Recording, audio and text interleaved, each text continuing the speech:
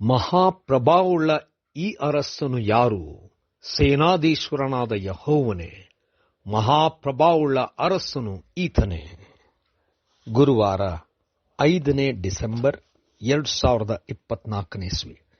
ಈ ದಿನದ ವಾಕ್ಯ ಧ್ಯಾನಕ್ಕಾಗಿ ನಾನು ಆರಿಸಿಕೊಂಡಿರುವಂತಹ ವೇದ ಭಾಗವು ಹೋಶೇಯ ಪ್ರವಾದನ ಗ್ರಂಥ 11ನೇ ಅಧ್ಯಾಯದ 1ನೇ ವಚನ. ಇಸ್ರಾಯೇಲು ಕೇವಲ ಬಾಲ್ಯದಲ್ಲಿದ್ದಾಗ ನಾನು ಅದರ ಮೇಲೆ ಪ್ರೀತಿಯನ್ನಿಟ್ಟು ಆ ನನ್ನ ಮಗನನ್ನು ಐಗುಪ್ತ ದೇಶದಿಂದ ಕರೆದೆನು ಎಂಬುವಂಥದ್ದೇ. ಕರ್ತನಲ್ಲಿ ಪ್ರೀತಿಯುಳ್ಳ ದೇವ ಜನರೇ, ಶುಭೋದಯ. ಯೇಸು ಸ್ವಾಮಿಯು ಹುಟ್ಟಿದ ನಂತರ ದೇವದೂತನು ಯೋಸೇಫನಿಗೆ ಅಲ್ಲಿಂದ ಹೊರಟು ಐಗುಪ್ತ ದೇಶಕ್ಕೆ ಹೋಗಬೇಕೆಂಬುದಾಗಿ ಹೇಳಿದನು. ಇದು ಪ್ರವಾದನೆಯ ಮಾತು ನೆರವೇರುವುದಕ್ಕೋಸ್ಕರವಾಗಿಯೇ. ದೇವರ ನಾಮಕ್ಕೆ ಸ್ತೋತ್ರ ಉಂಟಾಗಲಿ. ಕರ್ತನಲ್ಲಿ ಪ್ರಿಯರೇ, ಈ ವಾಕ್ಯ ಧ್ಯಾನ ಮಾಡೋಣ. ಈ ದಿನದ ವಾಕ್ಯ ಧ್ಯಾನದ ಶೀರ್ಷಿಕೆ ದೇಶಾಂತರ ಹೋದದ್ದು.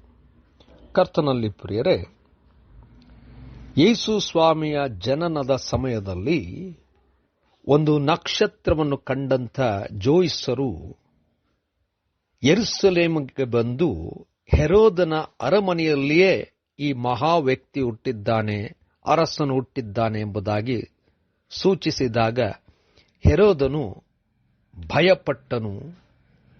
ತನಗಿಂತ ದೊಡ್ಡವನು ಹುಟ್ಟಿದ್ದಾನೆ ಎಂಬುದಾಗಿ ಒಂದು ಯೋಚನೆ ಮಾಡಿ ಆ ಜೋಯಿಸರನ್ನು ನೋಡಿ ಆ ಸ್ಥಳವನ್ನು ಸೂಚಿಸಬೇಕೆಂಬುದಾಗಿ ಹೇಳಿ ಕಳುಹಿಸಿದನು. ಆದರೆ ದೇವರು ಜೋಯಿಸರು ಮತ್ತೊಂದು ದಾರಿಯಲ್ಲಿ ಹೋಗಬೇಕೆಂಬುದಾಗಿ ಸೂಚಿಸಿದನು. ಅವರು ಹೊರಟು ಹೋದರು. ಅದಕ್ಕೆ ಹೆರೋದನು 2 ವರ್ಷಕ್ಕಿಂತ ಕೆಳಗಿನ ಎಲ್ಲಾ ಮಕ್ಕಳನ್ನು, ಗಂಡು ಮಕ್ಕಳನ್ನು ಪ್ರತ್ಯೇಕವಾಗಿ ಸಂಹರಿಸಬೇಕೆಂಬುದಾಗಿ ಆಜ್ಞಾಪಿಸಿದನು. ಆ ಸಮಯದಲ್ಲಿ ದೇವದೂತನು ಯೋಸೇಫನಿಗೆ ಬೆತ್ಲೆಹೇಮಿನಿಂದ ಹೊರಟು ಐಗುಪ್ತ ದೇಶಕ್ಕೆ ಹೋಗಬೇಕೆಂಬುದಾಗಿ ಹೇಳಿದನು. ಅದರಂತೆ ಯೋಸೇಫನು ಮಾಡಿದನು. ಐಗುಪ್ತ ದೇಶಕ್ಕೆ ಹೋದಂಥ ಉದ್ದೇಶವೇ, ಪ್ರವಾದಿಯು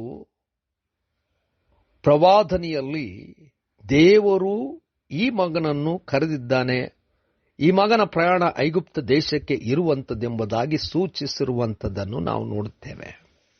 ಯೇಸುವಿನ ಜನನದಲ್ಲಿ ಸೇವೆ, ಮರಣ, ಪುನರುತ್ಥಾನ ಎಲ್ಲವೂ ಕೂಡ ಪ್ರವಾದಿಸಲ್ಪಟ್ಟಿದೆ. ಒಂದೊಂದು ಕೂಡ ಪ್ರವಾದನೆಗಳು ನೆರವೇರುವ ಹಾಗೆ ಯೇಸುವಿನ ಜೀವನದಲ್ಲಿ ನಾವು ನೋಡುತ್ತೇವೆ. ಈ ಪ್ರವಾದನೆ ನೆರವೇರಿದೆ ಎಂಬುದಾಗಿ ಸಂತೋಷದಿಂದ ಯೇಸುವಿನ ಜನನವನ್ನು ಆಚರಿಸೋಣ. ಕರ್ತನೇ ದಯಾಮಯ ಸ್ವಾಮಿ, ಕೃಪೆಯಿಂದ ನಮ್ಮನ್ನು ನಡೆಸಿದ್ದಿ, ಮುನ್ನಡೆಸು.